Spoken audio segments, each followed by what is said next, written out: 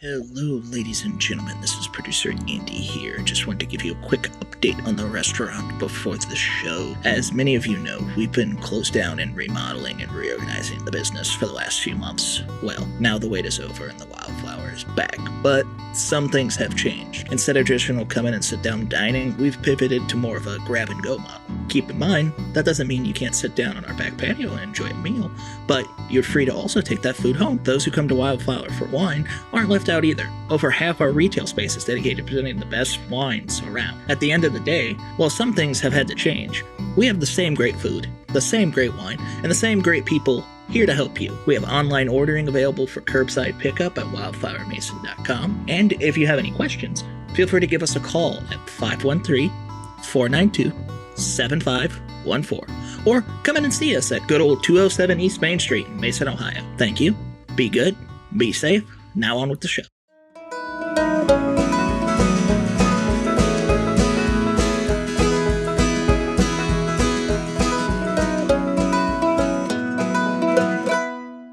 Hi, everybody. Welcome back to the Lost Local podcast with your host, Todd Hudson. Today, I'm going to interview one of my very best friends. His name's Chuck Pfahler, or also known as Emilio Joaquin Sanchez. And Chuck is a coffee roaster that I met when I first opened the restaurant a long time ago. And the dude knows more about coffee than anybody ever met. And I think he's probably the best brewer in the country, roaster, to be more accurate. The dude is a scientist of coffee, and damn near everything I know about coffee came directly from him. And you know, years ago, I was drinking this locally roasted coffee, and you know, I thought it was just magnificent, and that was kind of where I set the bar, you know. And I knew enough about coffee to know that like chain coffee was garbage, and you know, the different gas stations coffee and this and that, and I knew enough about that. And I've been in the restaurant business for a long time, so. You know, we've always served coffee, and you know, I worked at some nice restaurants, so we didn't carry garbage, what I thought at the time. And after I met Chuck, you know, he came in and he really broke it down for the science of it, and he got into the grind and the beans and this and that, and I ended up going down to his space a long time ago, and he had this little corner piece of a warehouse kind of deal. And I walked in, and Chuck's got this like beautiful machine. He's got all these bags of coffee that's green, and all these dried beans, and they have like specific origins on them and the name of the farm, and all these other places. And I had never really seen, you know, like we had seen like Brazilian coffee or Mexican coffee or whatever it was, Ethiopian, but I never met anybody that had really taken it to a given farm within a given region within a given country. And Chuck was not only doing that, we got to talking about you know, how do you I like a dark roast is what I remember saying at the time. And I thought that's what I liked, and I thought that was kind of aggressive, and you know, like I like dark cigars, I like dark beer, I like, you know, powerful foods and whatever. And I was like, and he was like, well, I don't really do that. You know, like I take each individual farm in each individual region, and I'm going to take that, I'm going to put it in this machine, and I'm going to check the extraction rate of the bean. And whatever the exact extraction method or the extraction of the oil inside the bean, when I get the maximum content of oil coming out of that bean exactly where I want it, I'm going to stop the roasting at that point. And so each vineyard, well, I want to say vineyard with coffee, because it really is a lot more like that than it is anything else that I can compare it to. And you know, in wine, we've got a lot of single vineyards and some of these other things. And I'm to the point where with wine, I can taste specific vineyards without, you know, you can pour me a blank glass of wine, and certain wines at certain times. I can't do it with everything. I can tell you the year and the location. I can tell you, you know, is this Santa Rita Hills or Santa Lucia Highlands or whatever. And sometimes I can go even beyond that and tell you this is Krupp Brothers. This is a specific vineyard. And that's a profile that, you know, that we have this distinctive terroir in those wines. Chuck was basically applying the same concept to coffee. And coffee is growing on a tree, and I think they call it a cherry. and within that cherry, there's a little bean. And that bean, I think they harvest every 9 months. So as they pull that off, there's a fermentation that the bean goes through. There's different processes of how it gets to be at a certain point, and there's like, the way that large factories produce coffee, and then there's this other version of like the equivalent of what we would think about single vineyard wines. And most people are unaware of this because most coffee shops are not using this, and Starbucks isn't using it that I know of, and nothing against Starbucks, but a lot of the places where people have been exposed to coffee, we haven't seen this type of purchasing and this amount of science being put into the bean. And it's not that, we don't take a specific coffee farm in 2016 and roast the beans that we got in, say, March of that year. We don't roast them the same way in 2016 as we do 2018 because there's different environmental influences that happen in that farm. And we're going to have to do different extraction rates, different temperatures, different amount of times, all of these other things to these coffees. And I know like 1/1,000,000th of what Chuck knows about coffee.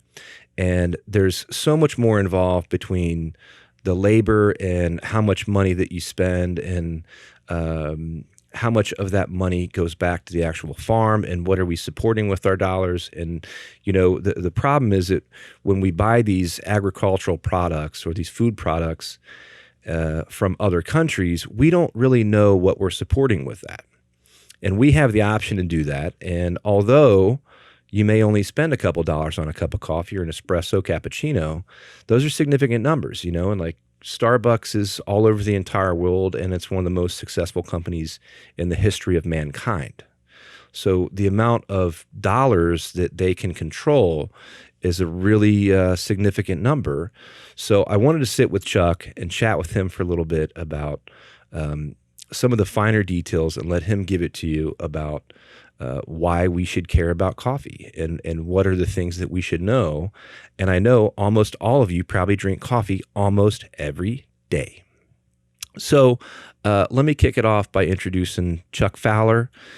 He's opening Adesso Coffee down here by the Wildflower Cafe. And the dude is an absolute mad scientist of coffee. And I'm real lucky to have him here today. It is absolute joy. And I'm so excited to be here in downtown Mason, right next to the Wildflower Cafe. They've been here for 11 years doing farm-to-table food, supporting local agricultural, local producers, and celebrating a really incredible menu. And it's inspiring to be a part of the culture that Todd has built here and to piggyback off of his successes. And it mirrors so closely what I envision, what I want to do with our first brick and mortar coffee shop. And so, as we always do, Chuck, let's start out with how did you get into coffee? Like, give me some street cred so that everybody knows that we're not talking to some 18-year-old barista at Starbucks. Sure. Like, what's different about you? I've been roasting and working in coffee for almost 20 years now. I started as a home coffee roaster. I've always deeply loved coffee, and I've always felt that there was something better than what I was consuming. I couldn't give language to it, but I felt like there was a way to do it better. I had a friend that was roasting coffee in a hot air popcorn maker, and that really inspired me to learn what all that was about. So I grabbed a hold of a couple hot air popcorn makers and just started throwing unroasted coffee into these things to learn about the relationship between taking something that is almost useless. When you look at the unroasted coffee seeds is what they are. They're almost like rocks. You can't chew through them hardly. There's not much aroma to it. It's almost as if it were useless. You throw it into a roaster, and then out comes this roasted coffee. It's smoking.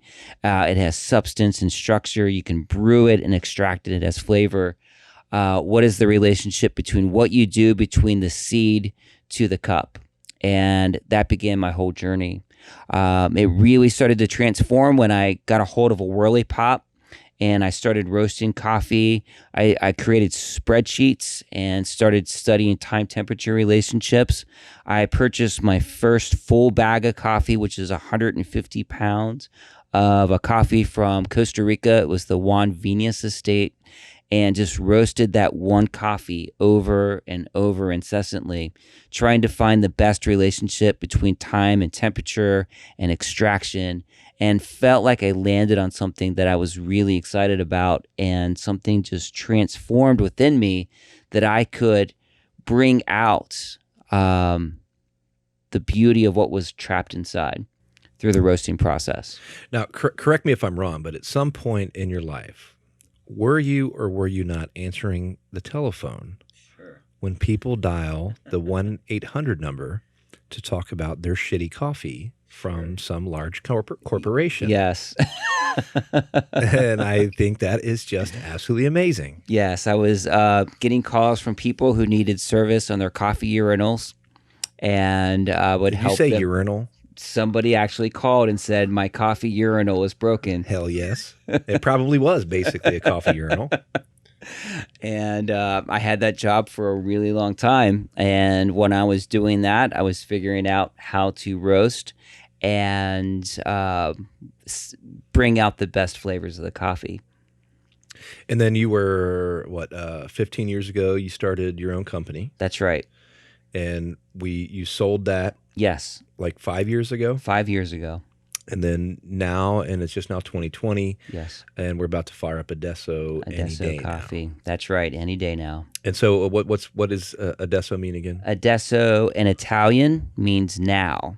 There's a lot of layers to why that's important to me. The concept of our place is that this is going to not just be a place to purchase coffee, but to create an experience. On our sign, it says coffee in moments. We want this place that we're currently building to be a place where people come to deeply enjoy and savor the coffee in the moment that they're in.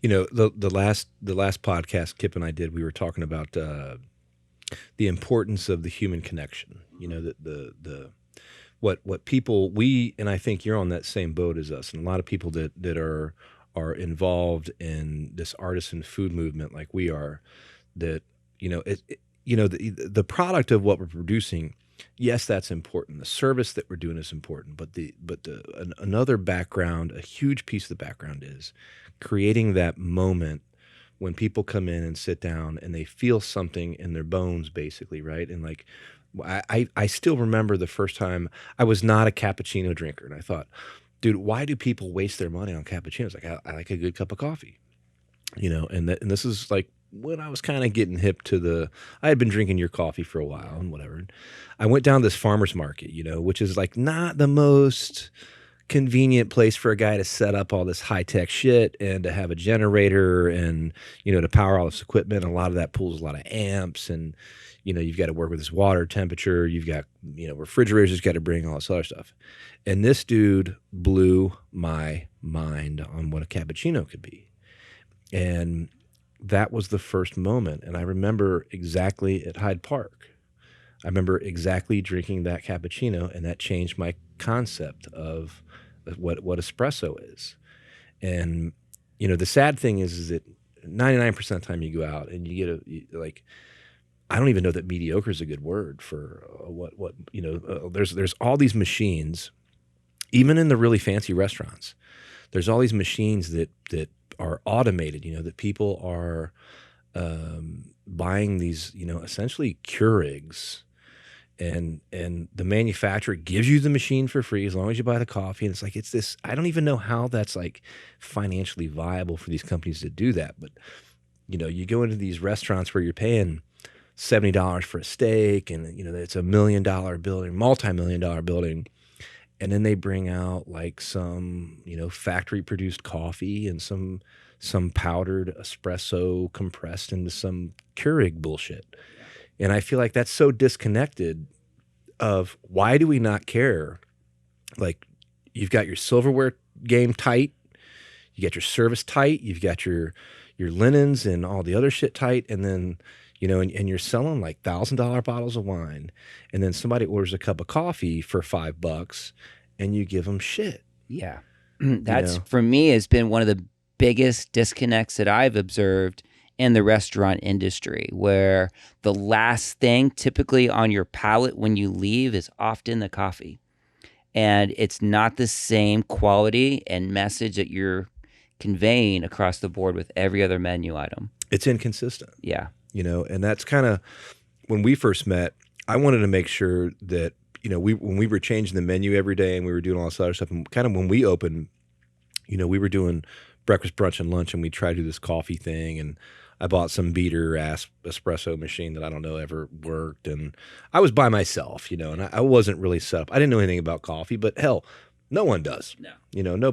People that own coffee shops don't know anything about coffee. Right. And I'm not saying all of them. I don't want to offend anybody, right. but at the same time, and that just didn't go anywhere. We didn't have a drive-through.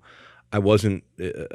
I couldn't figure out how to navigate those waters, and I just didn't feel like I could work my ass off all day, and if I sold 100 cups, I did $400 or whatever it was, right? And I could bust out a dinner and do $3,000, and people would pay $30 for a dinner, and people drop $100 on a bottle of wine. I was like, I can't focus on this program because, we're just going to have coffee. And I felt like for me, if you've got a strong cup of coffee, I don't mean like literally strong, I mean like a good cup of coffee from like someone like you, that, I wanted to have from your beer selection to your wine selection to your service to your food to everything, anything that you have here. And I know you were eating here at the time. Yeah. That I wanted to make sure that every single thing was on point. And, kind of our goal was, we want to be able to tell you where everything comes from. And that's not like a marketing scam for me. That's like, how can you talk about the product if you don't know where it comes from, is actually what it is, right? Like, so in our seafood program, and years ago, people would call me and say, well, we want to sell you some Atlantic halibut. And I'm like, okay, cool. How much is it? $12.99. All right, right on. That's a good price. I usually pay $24.99. Where's it from? And this is the dude, right? Like the dude that's the supplier. And he's like, the Atlantic. I'm like, well, yeah, clearly it's Atlantic halibut, but where in the Atlantic? And he's like, the northern Atlantic. Well, is it from Canada? Is it from Maine? Is it, where? Scotland? Iceland? Greenland? Antarctica? What the hell's the north? The one up north. No, it's not Antarctica, but anyway. And I realized that people don't know. And the dude's like, we have some fresh, in his description to me, he would say, we have fresh Atlantic halibut. Well, how are you going to sell me fresh Atlantic halibut, but you don't know where it came from? So who caught it? And you don't know where it was caught. You don't know who caught it. You know the guy that you bought it from, and he was in Boston, and he bought it from an auction, and he bought it from somebody else, and that guy bought it from somebody else, but no one knows, right? So you're kind of bullshitting me when you say it's fresh, because that, I have a term, that to me in fresh, that would be defined as like a day or two old, right? But I learned in the food world, fresh means it's not currently frozen or dehydrated. Correct. Right? And so coffee's a lot like that. That when people say, we've got XYZ beans and this and that, and it's this misguided. Exactly the same with coffee. For example, I could go to a coffee importer. They could say, we have an incredible Guatemalan coffee. Where is it from in Guatemala? Well, it's Antigua. Well, that could mean that a farmer within 100-mile radius could sell that coffee, and it's not truly from Antigua. At some point, though, it did come from Antigua. Maybe. And that's kind of the deal, and that's kind of one of the goals of the podcast is to explain to people, these people are going to go out and they're going to buy coffee and they're going to drink it every day. They're going to buy food. They're going to drink beer. They're going to drink wine. They're doing all these other things, but I think oftentimes in food and beverage, it's not about what's being said on the label. It's about what's not being said on the label.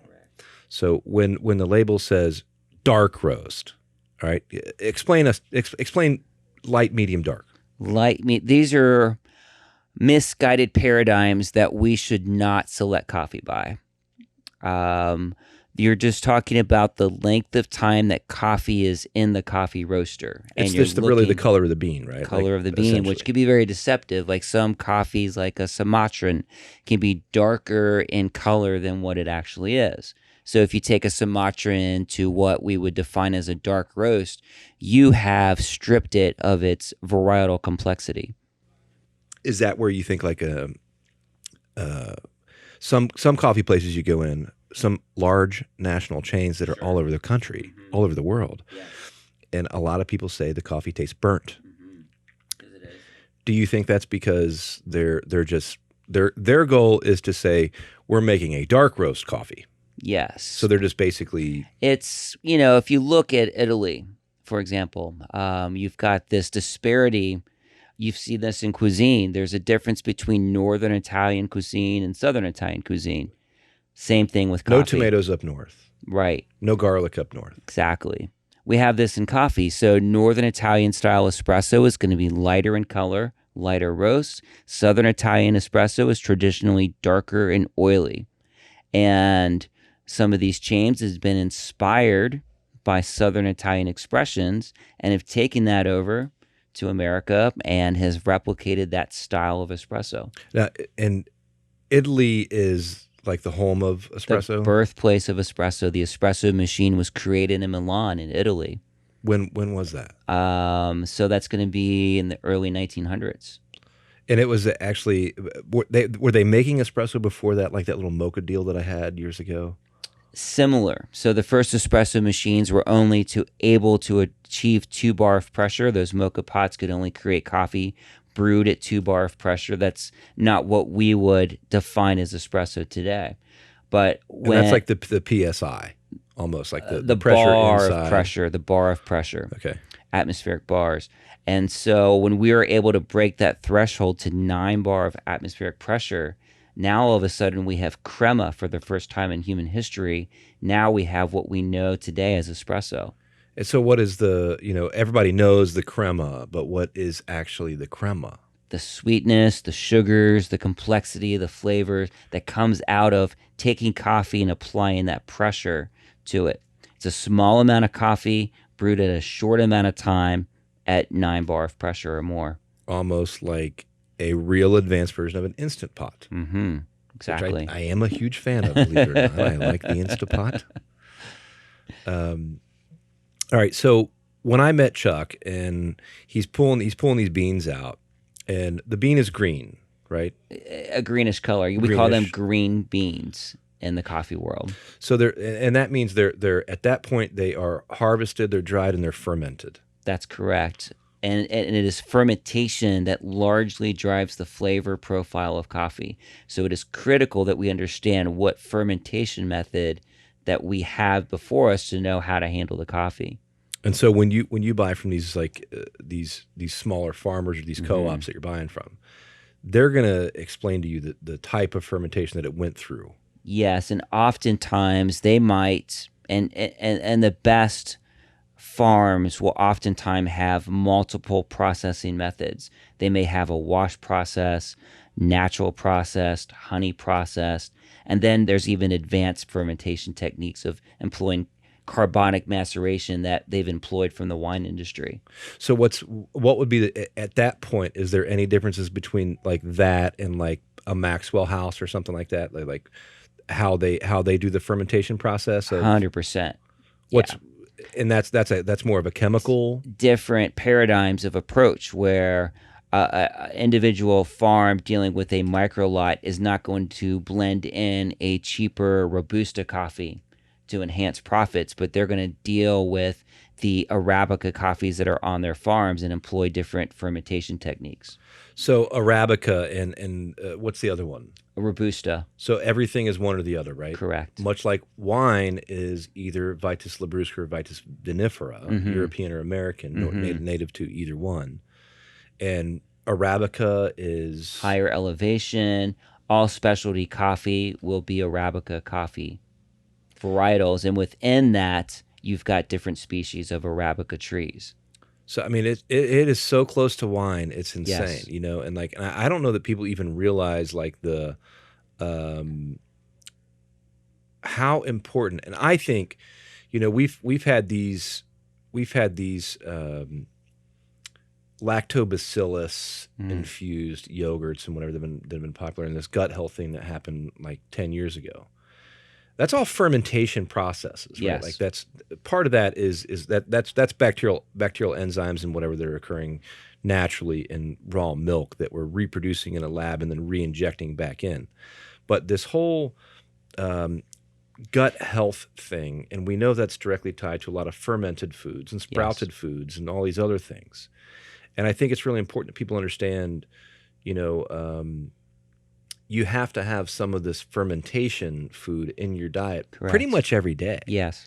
You know, and that's kind of like that gut flora. And the more antibiotics that we take, the more we kill those.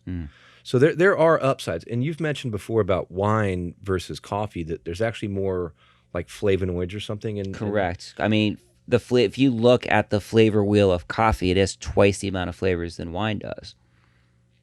That is crazy because I've had some real amazing experiences with some wine. Yes. And so coffee should be handled and treated as a culinary beverage. And when it is done properly, when it has been sourced properly, roasted properly, and executed properly in the extraction, you end up with a beverage with overwhelming culinary applications. So Chuck's going to take a bean. Walk me through the process of like this. We've got a tree, right? And it is a tree. It's a tree. And does it look like a pear tree or something? They like keep that size? it cut generally to make it easier and manageable to pick, but it's typically a bush, stands about 6 feet tall.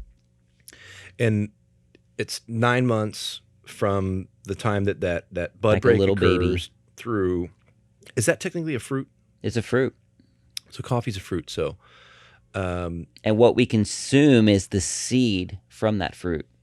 which is crazy because like We call it beans, but it's a seed. I wonder if like, you know, peach pits or something, if we could make like a bomb drink out of those. We should try. I'm sure that we will.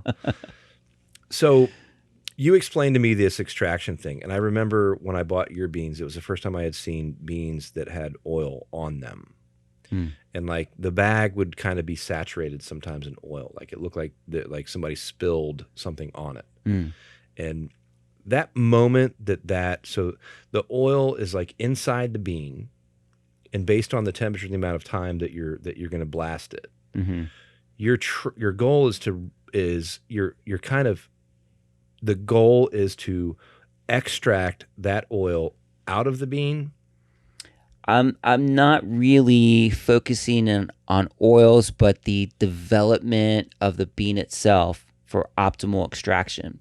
So I'm not looking at specific roast color, but time temperature relationships and where that coffee is in its roasting phase. So how do you judge, you know, if you've got that? What was the first bean that you were infatuated with there? The Costa Rica Juan Venus estate. Okay, so how did you know when you got that bean right?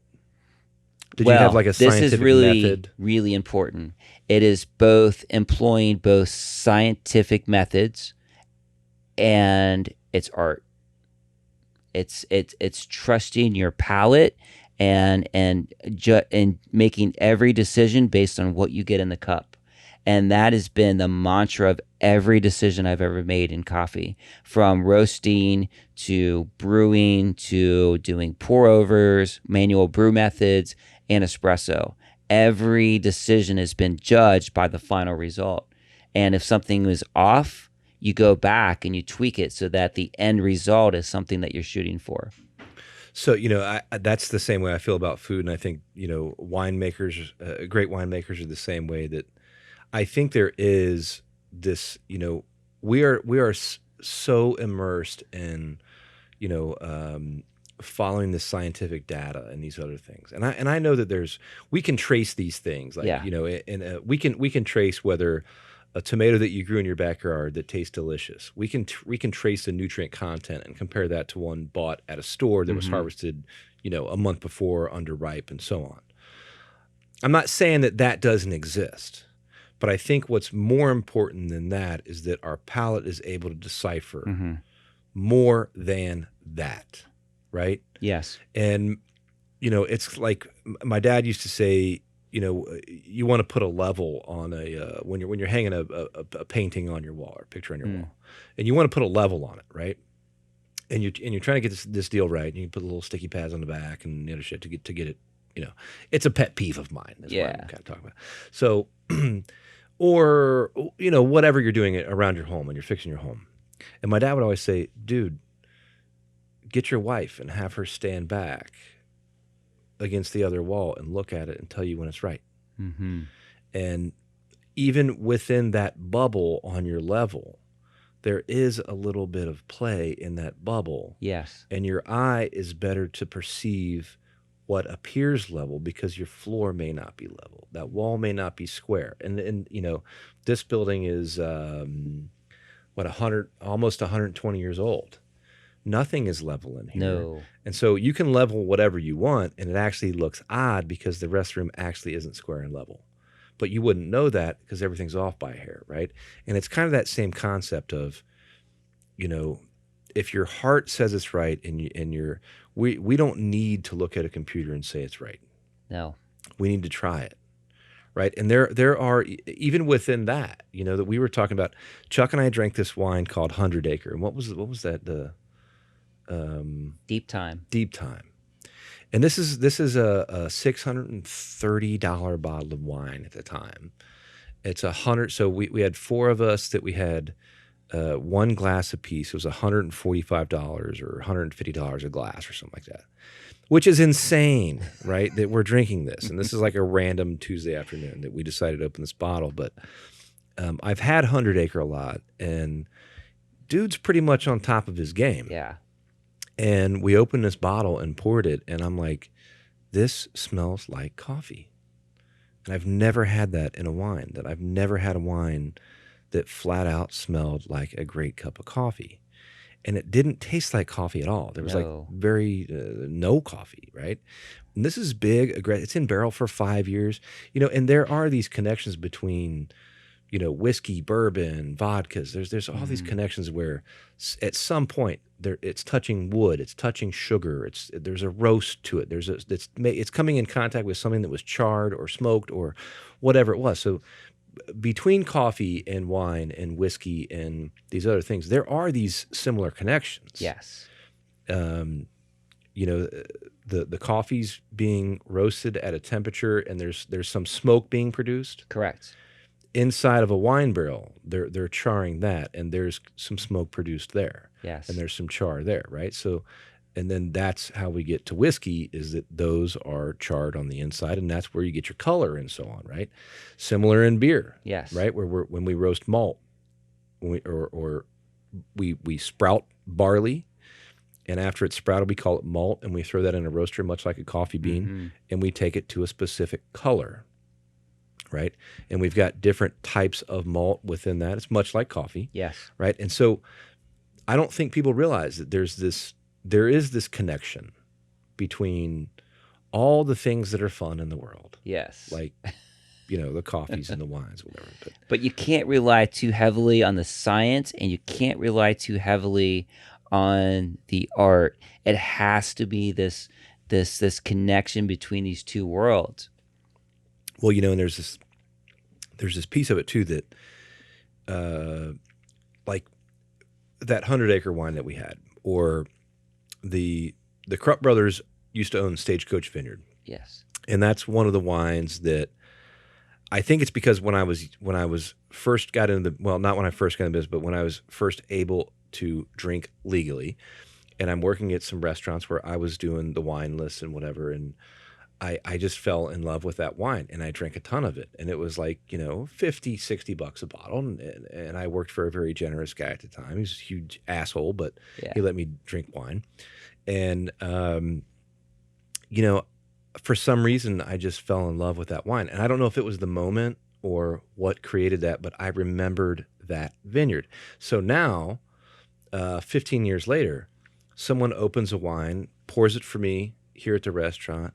I don't look, and I try and make an effort to not look at the price, not judge the label. I don't really want to know the composition of what's in the bottle and whatever. I want you to pour me a blank canvas. I want you to pour it in my glass and let me try it and let me go from there. And if my head says this is $100 a bottle, and you're like, nah, it's $19.99, I'm going to put it on the list, and I'm going to push it. I'm going to tell people about it, right? When you have those wines, I can't explain to you why. I don't know why I know Stagecoach. I can't tell you what it is about Stagecoach that is. I can't tell you about that Deep Time 100 Acre. I can't describe that to you. I can't tell you. It's like with my grandmother's house. You know, walking into my grandmother's house, describe that. I can't really do that. No. You know, I can tell you what her house was like and kind of give you the smell of my grandma's house and kind of give you, but I'm not, you're not going to be able to, I can't deliver that. I don't have words, right? You know, and coffee's like that and beer is like that. And that's one of the beautiful things and that to me is where it gets to the art level. Yes. Where we've got the science. There's a science to the temperature at which we sear the steak. All day long. There's a science to the bean. But there is something beyond that about, you know, what do you feel on your palate? And I think that's one of those things that with coffee and even with your coffee that, you know, and sometimes it takes validation. Yes. That, you know, I loved you from the gate. You were cool as shit. No one had ever talked to me about coffee like that. Like, and you know, I knew the top coffee guys in the city. Yeah. And I've been in the business for a long time. We were the farm to table people, you know, like we were like kind of the OGs. Yeah. Maybe of that, right? Yeah. In this area. And I prided myself on where we got the product, how it was made, specifically the name of the person that raised it. And like I shake those people's hands is what I say, right? Yeah. That like most of our producers I've shook their hand before, right? Yes. And you've spent a lot of time in Mexico and like, so for a brief coffee primer. All right, so for like a brief coffee primer, what are like the handful of things that people know about coffee? What do they need to know about coffee? What do they need to know? You told me about the white cup, right? To gauge the oil content. Correct. But to really simplify things down to the most rudimentary things, I think there's three primary things that we need to pay attention to when we want to be intentional about our coffee experience. First of all, we need to be mindful of the acidity in the coffee. Is this like shitty coffee needs sugar? Yes, for lots of reasons. But the acidity level in the coffee, is this a coffee that is really brightly tangy, or is it kind of subdued? And we all have varying degrees of what we accept is pleasurable. Some people love really acidic coffees on the front end. Some people pull back. So we need to pay attention to the acidity level that exists in the coffee that we consume. And we oftentimes make decisions on our coffee enjoyment based on the acidity. Second, we need to be mindful and intentional about the body, which is the overall viscosity that exists in coffee. Some coffees are very light in body. Some are very heavy in body. And we oftentimes confuse dark roast with heaviness in body. Right. But those are two different paradigms. We were talking about with beer. Exactly. Right? Like people, because it's dark, it's thick. We assume. And it's not. No. Right. And then third is the specific flavor. So that's where we get into the very intricacies of, are we enjoying a coffee that is very fruit forward? Is this a coffee that is very nutty? Is this a coffee that's very chocolatey? I've picked up flavors of like sun-dried tomato, bell green pepper, and these are all different complexities of flavors that exist. But when you really break it down, it really comes down to those three things. And so when we're taking a moment to step back and think about what we're actually consuming, those are the three metrics that really define what we like and dislike about coffee. Well, let's go back to even more elementary than that. You told me to, if you've got a black cup and you've got coffee in it, you're trying to gauge those things. Yeah. You can't really. It's harder to see, like, when you swirl the coffee and it goes around the edge of the cup. Yep. To be able to see the oil content, or to be able to grade it, right? Like, same with wine. That when we swirl wine, you can really get that color, right? Correct. You mentioned most people probably use a scoop. Right. And right. How do you feel about people like taking? Let's say the average person goes to the grocery store and they buy. Should they be buying whole bean or should they be buying grind? Okay. So we're talking about issues of extraction. And so first of all, we should be purchasing coffee that has been roasted fresh. Coffee is... As in fresh, like recently, right? Yes. Like and yesterday so we need to think about coffee as the way that we purchase bread, if we're buying from a local baker, or produce. So although it will not mold and make us sick, the volatiles, the complexities, and everything that we would enjoy about coffee is super volatile. And so after about a week, if it's in its whole bean state, maybe a week and a half, 2 weeks is pushing it, that intensity of flavor and what we would enjoy from it is dissipated. So that means we need to purchase our coffee from a local roaster that's roasting it fresh, because we have about a 2-week window max for where we could truly enjoy all the complexity and nuance of the coffee. Beyond that, we're drinking stale coffee. And that's like whole bean. Whole bean. Now, if you grind it, because of its large surface area, you have about a 3-day window. So even shorter time. Shorter time. So if you're going to buy store-bought coffee, it's not even like the same paradigm. Like, it's not a conversation. Like, if you're talking about, I want to bring coffee home that I'm going to deeply enjoy, I'm not going to go to the grocery store and buy that coffee. Well, let's talk about the financials of it too. Sure. Right? So your coffee will be like what, $15 a pound? Sure. Mm-hmm. Right, something like that. Right. What is it at like the store? Like for, I mean, it depends on what you would define as the store. I mean, you could go to your big chain grocery store, supermarket. That coffee was roasted, who knows when, brought to a distribution warehouse, sits there, ends up at the grocery store shelf. It's been roasted maybe 6 months, maybe a year. Right, and those might be like $4 a pound or something. Yeah, I mean, you'll $6, $8, $10. And so there are. I just want to break it down to, if somebody's going to enjoy a cup of coffee, like, number one, at most you're going to save. Let's say most people probably drink. My wife and I probably do like a pound of coffee a week. Yeah. Okay, so it's $10 a week. Yeah. 52 weeks a year, $520 to drink better coffee. Right.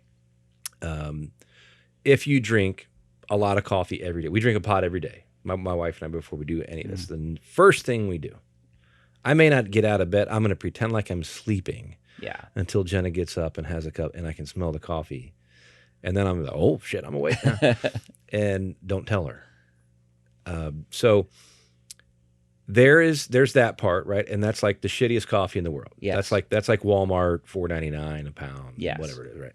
So if you're paying $8 a pound, $9 a pound, which is probably more realistically what a typical coffee is going to run for Dunkin' Donuts or something like that for if you bought Dunkin' Donuts.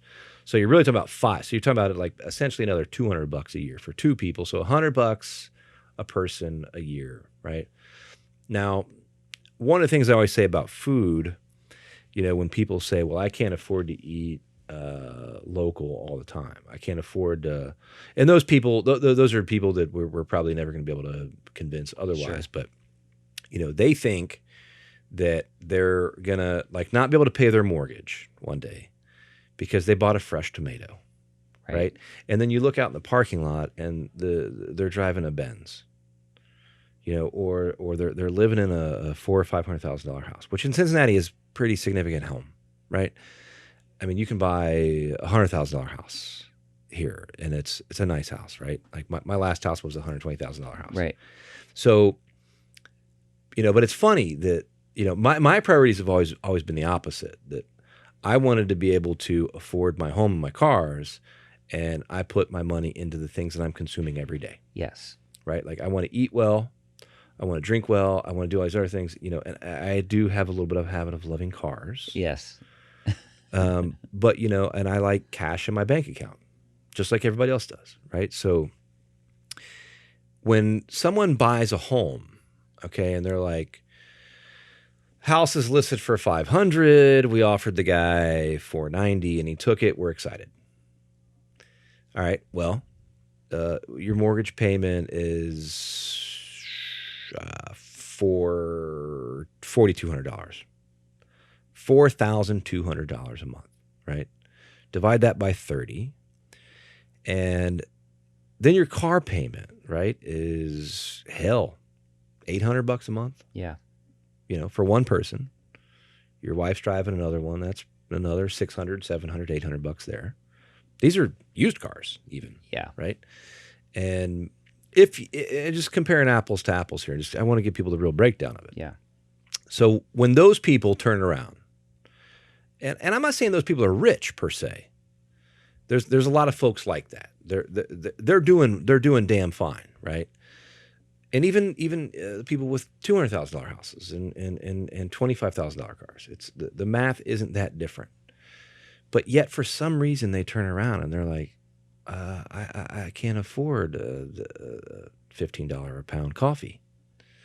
And it's like, well, did you negotiate your house payment, $100 a month, $1,200 a year for 30 years, $30,000? Have you thought about that over 30 years about buying cars? Like maybe you could buy like a 2015 car instead of a 2016 car, Correct. And people don't think that way. But for some reason it's low hanging fruit. It's much like reviews.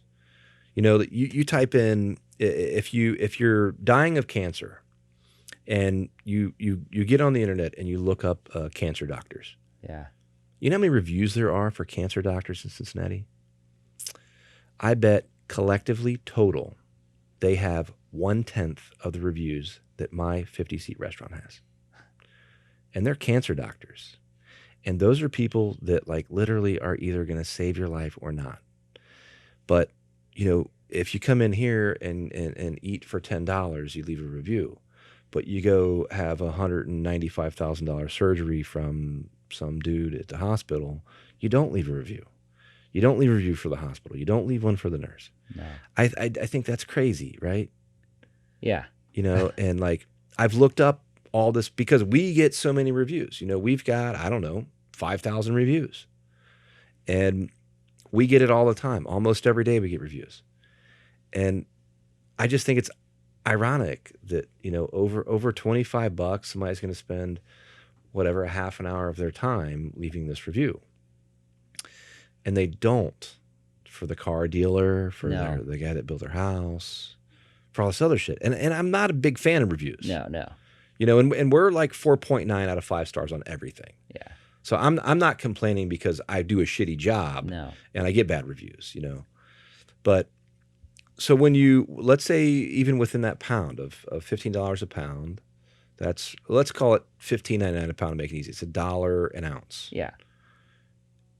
An ounce is what, 128 grams? Yes, it is. Yeah. I may or may not have bought weed when I was younger, and I might know why that's 100. I think, is that right? It's 100? No, it's 28. Wait, it's 28.5. 28.9. 28 point something. Yeah. Not to be, I don't know why. It's 28 grams, roughly. 29 grams of Yeah. is an ounce. So it's roughly $1 for, let's call it 30 grams. A pot of coffee at my house is 110 grams or 110 grams. Are you doing a gallon or half gallon? I don't know, that old tech. Yeah, you're doing a half gallon, so 64 ounces. 64 ounces. Yeah. And I put in 110 grams of coffee. Mm-hmm. And, a long time ago, Chuck's like, we went out to dinner and had burgers at this awesome little joint down in Cincinnati. And this gal that was with him was like, you're weighing your coffee, right? And I was like, hell no, I'm not weighing my coffee. I ain't got time for that shit. She's like, well, coffees have different weights. There's, you have to weigh the coffee, period. And I'm like, not going to happen ever. And I thought, dude, you guys are on another level of silly if you're trying to weigh your damn coffee. It comes with a freaking teaspoon in it. There's a reason. And, I was right. So I got back and it's like, as much as I said there's no way that I would ever do that, I got back and I like took a scoop and I weighed it, and I took a scoop and I weighed it, and I took a scoop and I weighed it, and they were all different weights. Yeah. And then I started doing it, right? And then you gave me the math on, is it like 10 grams a cup or something? Yeah. And you gave me the math on it. So I tried like a random scoop, threw it in, I did the right ratio of water and all the other stuff. Then I did the weight and did it again and with grams, which is not really like in my wheelhouse. You're talking to a guy that doesn't really follow recipes. I just make shit to how I like to taste it. And I did it and I was like, that is a significant difference when like the water, and even within the water, right? You were talking today about. Yeah. Water is it's 99% of what we consume. So we have to be mindful of the water that we use. And, you were telling me, we don't want like straight up like vapor distilled water. Distilled water, yeah. Why? Well, try it. We go back to the taste factor. You brew coffee as a fun experiment with distilled water, and it will literally be the worst cup of coffee you've ever had in your life. It's a great experiment because then you could set the bar like, okay, I know that I don't want to brew with distilled water because coffee loves mineral content. Mineral content. Yeah. And so right around 7 grains per gallon, that's kind of the sweet spot for brewing coffee. Spring water. We do want to pull like chlorine out. Yeah. So we want to, especially when we don't want to use tap water because of all the contaminants that we could find in our tap water. We want to use really good spring water quality for brewing coffee. So I'll give you an example of that too, of the water. My home, we were lucky enough to find this house that this guy tied in all the gutters in the house, and we've got these the gutter guards and all the other stuff. Yeah. And all of the rain that hits our roof goes down into a cistern, and then that permeates through this like block wall. And you can see on one side that there's like sediment in the water. And then on the other side, it's straight up crystal clear. And there's this coating inside of both tanks. And then we have a little pipe that comes in there and that feeds the pump. And then all of our water in our house comes off of that, which is kind of cool because, you don't need distilled water to take a shower in. No. Right? Like that's no big deal. It's like Yeah. Almost gray water concept, right? Yeah. It's like it's you could take a shower with a freaking hose and it's no big deal. Now, hard water is one other thing, but hard water comes from groundwater. Yes. And that's high limestone, high calcium. Yes. And that's literally why they call it hard, because that ground is hard that it's coming from, and it's a pH thing and whatever. So people put water softeners in for that. Yes. To balance that, and somehow salt bonds with that or something. Ion exchange. Yeah. So we have on our house, we have this like high-tech system that does filtration for our water that goes to our refrigerator, which is, we're making ice cubes and drinking water just off of that. Same. But we don't need like this pristine water at our sink. Right. Because we're just washing dishes with it. Correct. Right. And it's clean. Mm-hmm. But now I don't know that people realize this, but like when you flush your toilet in a public water system, it goes to a water treatment facility. Yes. And they don't call it a poop treatment facility. They call it a water treatment facility because that water is being recycled. Yes. And that water is going to get recycled and go back and get treated. And I'm not saying that they're not good at it, because I got a really good friend that does it, and they are really good at it. Yes. But if you flush like some heroin down the toilet and you poop down it and whatever else, they have to get that shit out. Yes. And then funnel it back into your house. Mm-hmm. However long down the road that takes to bring it back in. So within that case, you have all of these dissolved solids. Yes. Right, and these little particles. And so I have this this little instrument that measures parts per million in water. It doesn't tell you the content of the water, it just tells you parts per million. Parts per million. Mm-hmm. And it's looks like a little thermometer almost. So at my house, with just the rainwater that comes in, and we live in a non-industrial area, it's an agricultural area. My wife and I live on a farm, and we're all surrounded by farms. The rainwater is clean because we don't have any contamination. Warren County is not a very big industrial. It's not downtown Cincinnati, right? Not that even downtown is that bad, but like it's not a smoggy type of place. So not ran through our heavy filtration system. I had like 98 parts per million on this meter. Okay. Here at the restaurant, I have a really high-tech water filtration system with the changeable filters and everything else. Yeah. We've got public water, the whole deal. After my high-tech filtration system, I had 198 parts per million. Really? I had 100 parts per million less at my house. Wow. And it's not public water. So there is a huge difference. And the other half is like the stuff that's in your water in the rain. Yes. If it's in a cloud, it's pretty much okay. Mm-hmm. Unless you're next to like a polluting factory or something. Correct. But that shit kind of disperses. So what is in your water is okay in the rain form. The solids, the difference between the 98 parts per million at my house and the 198 at the restaurant after the filtration. And that's you know what I'm saying? Yeah. Like, Yeah. after that, the difference is man-made compounds. Yes. For the most part, right? Yep. And that could potentially be antibiotics, Right.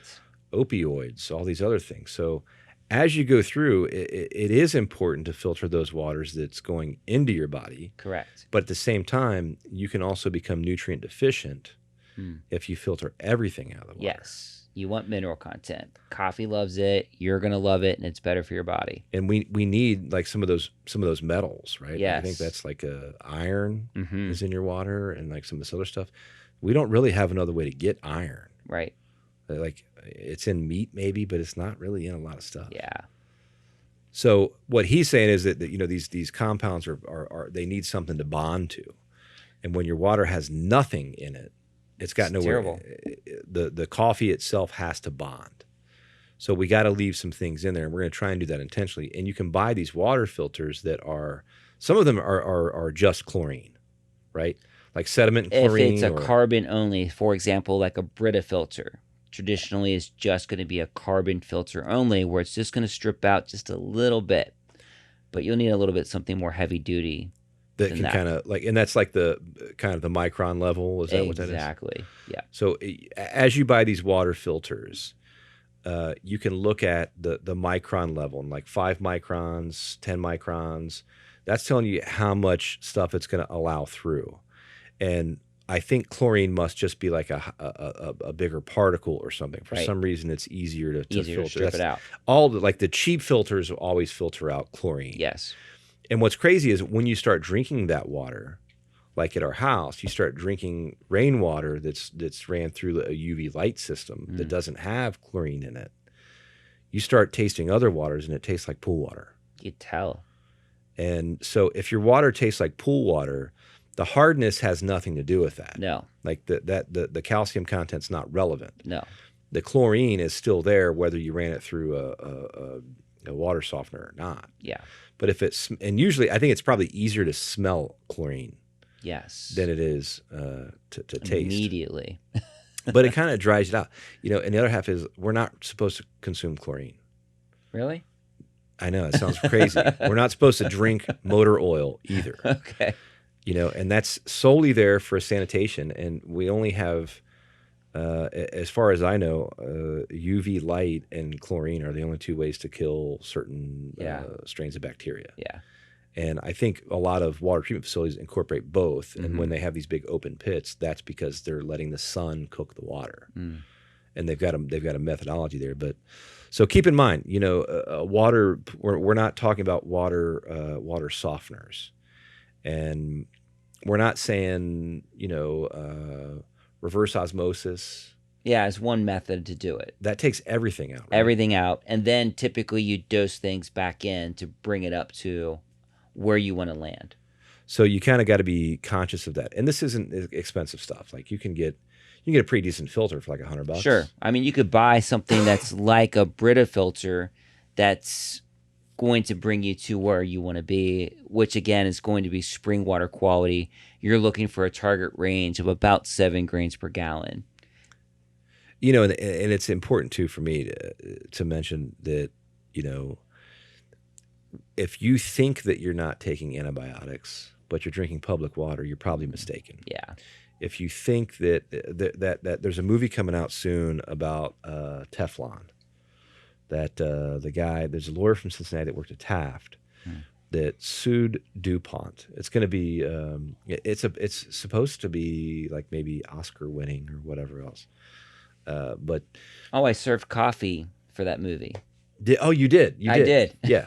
Yeah, and they filmed it in Cincinnati. That's right. And the guy, he's friends with Jonathan Sams. Mark Ruffalo. Yeah, they worked at the same firm. Sams works at the same firm. Yeah. So we kind of know these guys, right? So this guy goes up and this guy's got this farm in like Virginia, West Virginia, and he notices that all of his animals are dying, and like out of the blue, and he signed a lease with DuPont where they weren't going to use his land. They just wanted a lease. I forget the details of it, but this is going to be a motion picture. Yeah. I've seen the documentary on it, and Jonathan Sams is the one that shared it, and he's a lawyer at the same firm as this guy. Now, this guy was an environmental attorney, which most people think is protecting the environment. They're usually environmental attorneys protecting the corporation, which is what this guy used to do, right? Yes. So this dude has these he's raising beef, and these animals end up dead, and the deer started coming through, and the deer are dead, and he started noticing that they have the same thing, like their eyes would all, like one eye would turn blue or something weird, right? And there was this consistent issue with all of the domesticated animals, the cattle, and then the wild animals, and they all had this thing happen with their eyes, and I think they all had foam in their mouth. And then he started looking at he figured out it's this stream that they're drinking out of. And he walked up the stream and he saw that the DuPont facility had been pumping wastewater out into this stream on his ground where they had the lease from. And no one in that area, none of the lawyers would take the job. He went and said, something's going on here. Little did he know, he had to end up with this guy, Mark Ruffalo, in Cincinnati, and Mark doesn't do that work. He works on the other side. So somehow Mark ends up out there, and he's like, "This is crazy, man. Like we got a big problem here." This happened to be the place where they were making Teflon, which is some kind of polyfluorocarbonated, whatever, blah blah. It's a floor. I remember the word FLOUR, like flour. Yeah. But the letters are jumbled. I remember them saying, "Don't touch anything with those letters in it." Bottom line, polyfluoro, whatever. So that's what they were making at this place, and that's the slick stuff that everybody has in their cooking pans. And we also Gore-Tex, I think, like rainproof clothing. Right. Waterproof shoes. This is a very, very successful, maybe one of the most successful chemicals that DuPont's ever produced. And DuPont is a beast. Yes. Even at the documentary, they went to the high school, and at the high school sign says DuPont on it. They paid for the sign, or they paid for the school or something. So DuPont owns this area, right? Which is why no one would take this deal. So he ends up with the Cincinnati lawyer. This guy comes up, checks the whole deal out, and he starts doing some research. And I don't know if he subpoenaed people or what he did, But he finds out that there were all these mothers that were working in this area where they were producing the chemical that all had children that were born with deformities, like 100% or something like that. That they had 100%. And the one dude, the gal, they interviewed her son, and he's on there, and he has like straight up deformed human. Wow. He can talk. He's not. He's not mentally handicapped from that standpoint. He's physically deformed. His eye is like 2 inches below his other eye. His ear, the one ear doesn't work or may not have grown in. Like it's really odd. And so all these mothers that worked at that spot had the same situation. And so this dude goes in and finds out that this is a common occurrence, and sees that DuPont had gone back and said, the chemical is safe, but we don't want any mothers that are pregnant working in this area for safety concerns, but it has nothing to do with the chemical or whatever. Yeah. And they lied. They ended up interviewing the guy that ran the plant, all this other stuff. Anyway, the farmer who is now passed sues DuPont and won. And this guy from Cincinnati represented him, and come to find out, the important part of what I'm saying here, the lawyer, Mark, goes and says, well, we're going to test the town. We're going to do these random blood tests in this town because this compound was in that farmer's, it was in his blood, like his own blood. So we're going to test, the neighbor and whatever else and see if we can figure something out here. Like, how far has this compound gotten into people? Wow. And so he tests the neighbor tests positive. The other neighbor tests positive. He does this random test throughout the entire town. Everybody tests positive. And he's like, holy shit, man, this is a big deal. Whole town's positive. Then he tests like the county. The whole county's positive. Then he goes downstream like 2 hours and tests people down there. 100% positive. He goes to like 3 states down and tests people. They're all positive. And he's like, this is a big deal. But then the number of things that are available for us to purchase that have this compound in it is insane. They ended up finding some guys that had served in Korea, and they were overseas when this factory got built. They hadn't been back. They stayed in Korea, and they went and tested those guys. And those were the only people they could find that didn't have this compound in their blood. So, and that's all from water. It's not 100% from water, but that shit was being dumped into a stream that fed into another stream that fed into a river that fed into something else. And like in Cincinnati, a gal that I went to high school with that I love dearly, Stacy Eckert, Stanifer is her married name now. She's getting her PhD in cancer, something with cancer research. Her father died of cancer, and she kind of got passionate about it beyond that. She was a nurse, and then her father died, so now she's doing this. And she actually wrote an article that I read about the Ohio River and Covington and this surrounding area that gets their water from the Ohio River. And she wrote it specifically about that compound that was coming from the Teflon manufacturers. And it's a big problem. And that's in some of the side effects that occur. And, we don't have those straight up deformations that those people have, but we have some serious issues that, so there's some things to think about when it comes to water and filtering your water out. Absolutely. But don't filter all of it out, but be cognizant of it. And, I don't know. I mean, there's not a good solution because we need water. Yeah. Right. And I hate to say, sanitize everything, bleach everything. I don't want to say that either, but there's a lot more to your water than you know. Yes. And there's some scary shit out there, right? And, even people have tested positive for opioids that never did any opioids, but then they went back and tested their water and it was in their water. Yeah. Right. So this is a big deal that no one's really talking about. And I know there are some people out there that are probably a little crazy that talk about water a lot. Oh, yes. And we're friends with a lot of them. Yes. But there's a little snippet of water. So, let's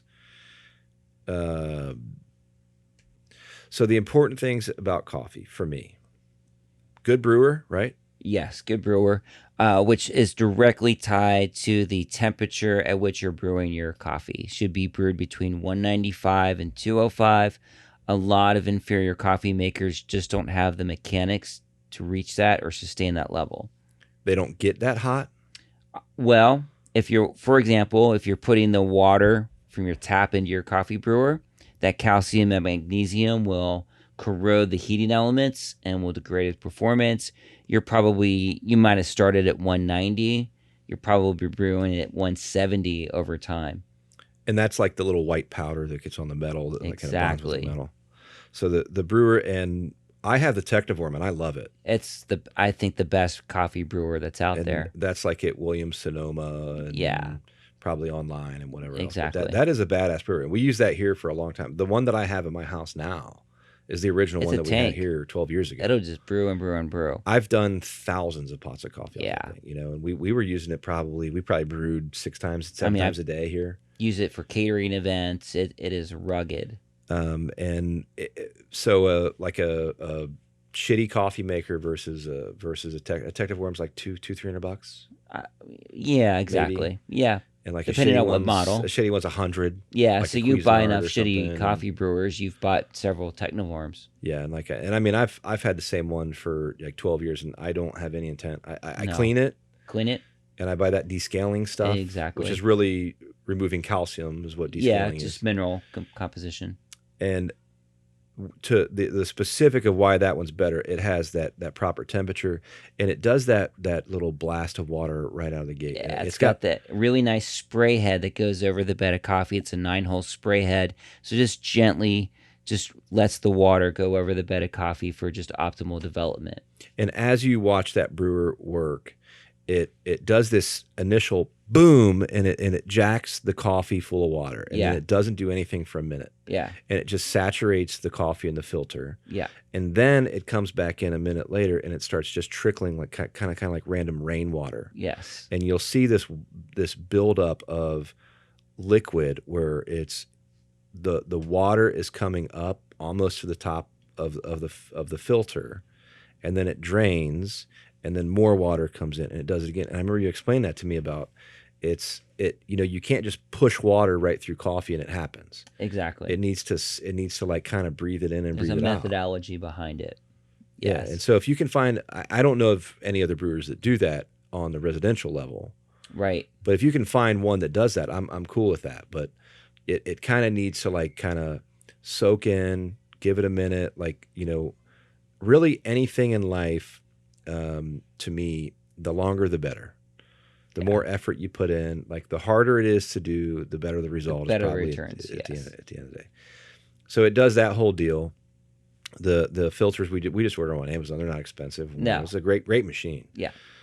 So and then the size of the grind is important too, right? Size of the grind. So literally, I think the single most for me important appliance you'll have in your house is your coffee grinder. Like more than your refrigerator, your dishwasher, anything, hands down. I would argue your kegerator.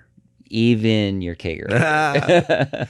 The coffee grinder is hands down the most important part of the equation that's most overlooked. And what's a residential coffee grinder run? So I would say that you should look at like the Capresso Infinity. That's about $80. Yeah, so you're not breaking the bank on that either. Virtuoso for a couple $100, but it's going to give you both evenness of grind and reliability. A lot of the inferior coffee grinders, the motors just burn out and stop working, so you just have to replace them. They make good spice grinders, though. Yeah, the cheap ones. Exactly. So the ones that have like the blade on, it looks like a blender. Keep that for your spices. Yeah, that's the most inconsistent grind you can possibly get. Too much heat, inconsistency, and grind. Quality. It's nice for black pepper though. Sure, the inconsistent grind on black pepper is kind of nice, but you'll notice when you grind black pepper in that from the pepper the ball, that you get dust on the bottom, a medium grind in the middle, and then the big chunks on top after you ran that thing. You know what I'm thinking? I use it for cardamom. I love it for cardamom. So a good grinder is ideally 2 stones, right? It's going to or two blades be or something? I would say a burr grinder is what you should look for. There's Like an different Aaron burr? Is types. that a reference There's to Aaron different burr? types of burr grinders. You've got flat burrs, you've got conical burrs. There's a lot of people in different camps. Some say that flat burrs are better. Some say that conical burrs are better. But I would say at the most basic level, look for a burr grinder over a blade grinder. And some of this you mentioned a while back has to do with the actual the friction that's created within the grinder can increase. Like you'll actually touch the grinder and the grinder's hot, Yeah, or when the coffee grinds come out and you can feel that it's you hot. don't want a lot of heat content. Yeah, because The that's less kind of heat pulling it content, out. the better. Right. So- And so the speed at which that grinder turns, the RPMs, will often dictate the heat that's left onto those beans. Is a commercial grinder a burr grinder? Like, is that what we have? Well, yes. So you're going to have what you have down there is going to be a flat grinder. It's a burr grinder, but it's flat. And keeping them clean and making sure you brush it out. And, Yeah, you know, keep that clean so you don't have residual oils, or you don't have the previous coffee that's in there still. And then the step past that would be, so we've got a good brewer, we've got a good grinder. We're not breaking the bank so far. Right. And then like a $20 scale, like a little digital scale to Some way to weigh. measure your coffee to water ratio. That's what really is what important. You want to make sure that you have the right amount of coffee to the amount of water that you're brewing. And really, I break it down to like close to what the golden rule is. I take 1.66 grams of coffee to every fluid ounce that I want to brew, and multiply that out. If I want to brew 13 grams of brewed coffee, I'll take 1.66 times 13, and that'll land me where I want to be. So it's the beauty of taking that golden ratio and applying that to coffee. Well, I took my Technivorum and I wrote on the side, like when I wrote the ounces of water, where I measured out like say 50 ounces of water. Yeah. And I did the math on it and I poured it in the top part there, and I just took a permanent marker and wrote on where the water line was. Yeah. And I wrote how many grams of coffee that is. Do the work in advance. Like figure out the math. Again, go back to where your palate is. Find that sweet spot between the amount of coffee to water that you're using, and just make it super easy. Because the last thing I want to do in the morning is have to do some math equation. So when we get up, we always do 60 grams. I think it's 60 or 70 now. 60 to about 36 ounces is kind of like really nice. So I did the math. I wrote it on the side, and that's just what we do every day. And I only set it at 60 grams of coffee because we have a line on there that says 60 grams of coffee. That was actually a weight reference on the side of our thing. I fill it up to there. Boom. We weigh out 60 grams in the filter. We grind it.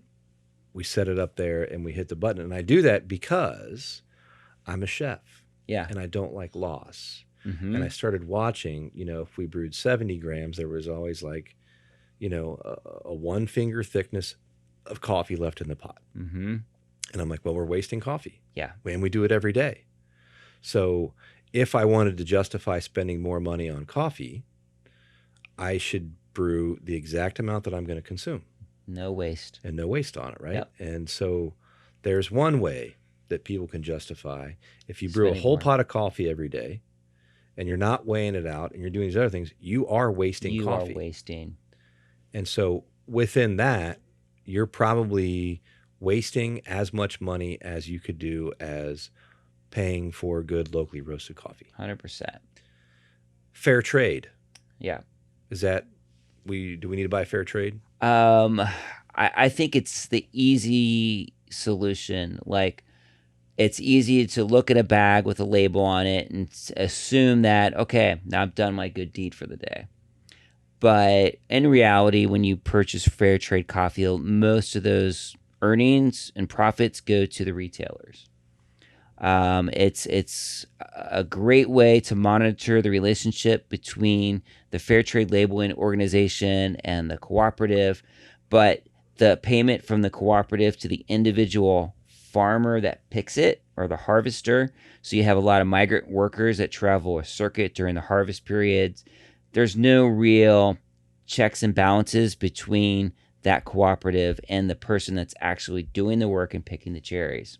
So there's been many, many cases where those haven't been fair trade relationships. Is there anything at a store-bought coffee that people can look at to decide whether they should buy it or not? Man, there's simply no easy solution. Yeah. There's no one purchasing method that says this is the only and the best way. We have to stop thinking in those paradigms. We have to take a more holistic approach. I think it is a combination of a lot of different approaches that makes the greatest good. Ultimately, we want to see small individual family farmers keep their fields, to not have to plant cocaine, that can actually sustainably grow coffee and doing it in a sustainable way. So to achieve that goal, there's a lot of different paradigms that makes that possible.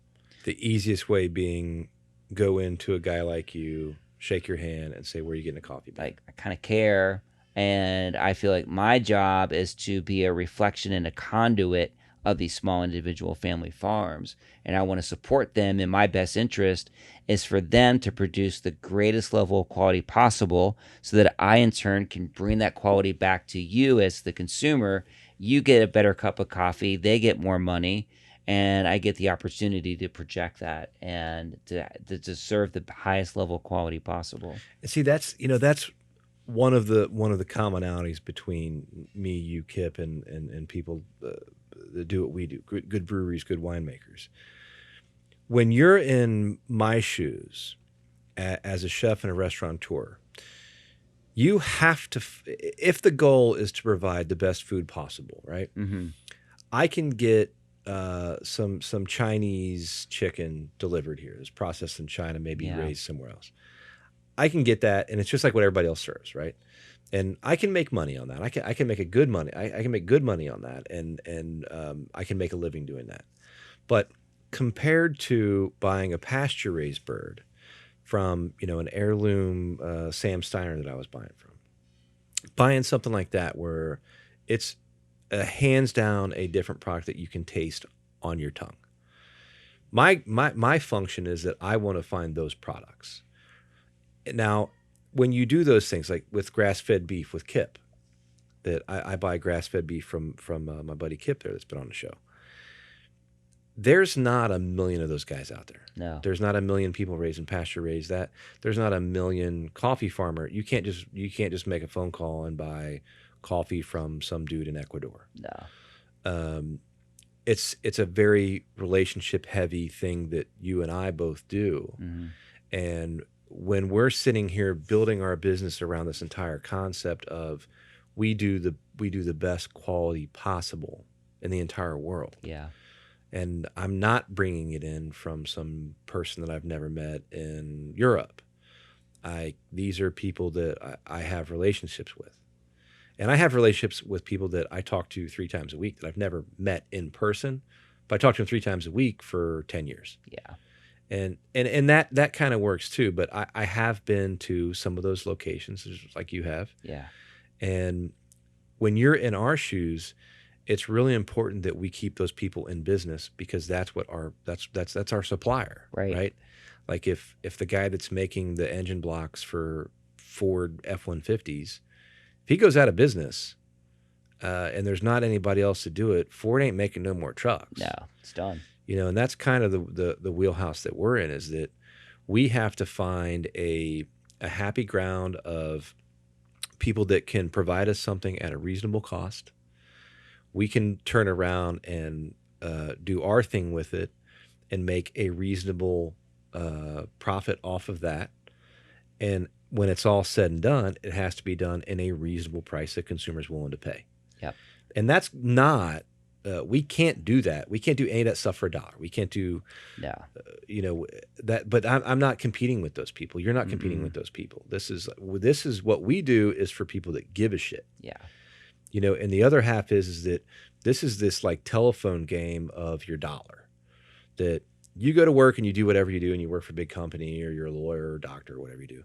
And then you come in and you spend the money at Adesso or you spend it at Wildflower or whatever it is. you're essentially, in my world, you're handing me something and saying, distribute this properly, my friend. And Yes. paying our employees, paying our landlords, paying our whatever it may be. But the biggest chunk as a percentage of where does that dollar go when you come into the restaurant, the biggest chunk is it goes to the suppliers. Mm-hmm. The next biggest chunk is it goes to the employees. Yes. The rest of the stuff is 1%, 1.2%, da da da. But we're talking 35 to 40% of that dollar goes to suppliers. Yes. So if you want to make a change, if you want to do those things, it's important to follow that. And, you know, some of these in-betweener gray area restaurants and coffee shops and people that try and compete with us on some level, they sort of Snoop Dogg around that. Mm-hmm. And they want you to think that you're supporting something when they come in and say, oh, this is a Brazilian yada yada. Yeah. And it's fair trade. And you're like, awesome, I feel good about that. Like, you know, Mm-hmm. I don't want to do some cheap shit. I want my money to go somewhere important. Yes. But that's really the whitewash. It's a smokescreen. It's a smokescreen. Yeah. And that's true 99 times out of 100 Mm-hmm. when you spend your money. But the only way that you can find your way around that is to find someone that you can shake their hand. Yeah. And, you know, when you eat here, you come in and very likely you're going to run into John Brandstrader. Yeah. The And Ashmores. you can meet in the Ashmores. So you can meet the people that are growing what you're eating. And I think that's a big testament that, you know, if the person that's producing it can afford to eat here and be happy to eat here and choose to eat here, and so can the customers, and that you have that connection in between. And that is really rare, right? Yeah. Now, your producers aren't going to be able to, you know, the guy from Mexico is not going to be able to fly up here, and I'm working on that. that would be baller. That would be baller. It's in the works. But, you know, I think the other half is that, you know, we've gotten so far away from those handshake connections Mm-hmm. between the customer and the artisan that, you know, people really need to focus on that. And there's something too about like with going to farmers markets, man, where you are controlling the dollar, and you go in there and you get to actually see face to face the person that raised and did what you know what you're going to consume. And there's something almost spiritual about how that feels, you know. And there's so many things that people about like slave labor and all these other things that happen in food. Most of the slavery in the world revolves around food. Yeah. And there still is lots of slavery. There's still yes. a lot of evil shit that happens in the world, and a lot of it has to do with people that want to be activists and they want to support all these positive changes in the world and whatever else. And then they turn around and go to some corporation and spend money, and they think that what they're doing is effective. It's not, and it's sad, but they just don't know any better, I think. No. So I think we've covered it. I mean, we got and weighing. We talked about weighing the beans. We've got the quality of the water. We've got. I mean, did we miss anything? Well, yeah, and so it goes back to first knowing your source. You Specifically, can't, not like a country. You can't polish a turd. Can't polish a turd. Yeah. So start with really, really great quality coffee. So what coffee is before me right now? Where specifically did this coffee come from? This came from it should have come from a very specific place, produced by very specific people, and it has been delivered to a local coffee roaster, roasted with excellence and integrity and quality, roasted fresh. And then we're given this responsibility, ultimately, to extract it in such a way to bring out the fullness of flavors that really represents all of the labors and hardships that people went through to bring that to us. And I do think, you know, you've said it a number of times, but when you drink a cup of coffee, you know if it's good or not. Yeah. And don't kid yourself if it's not. Yeah. Don't lie to yourself. You know, like, it's all right. Yeah. You know, and truthfully, some days a cup of shitty coffee is better than no coffee. I've had those. You know what I mean? And Kip said that today about Yeah.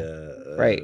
Sometimes it's just the moment, man. Yeah. Like when It it's is cold the as hell need. out and it's raining and you've been out knee deep in cow poop Mm-hmm. and you want a cup of coffee for the first one of the day. It don't beautiful. matter It's a what it beautiful day.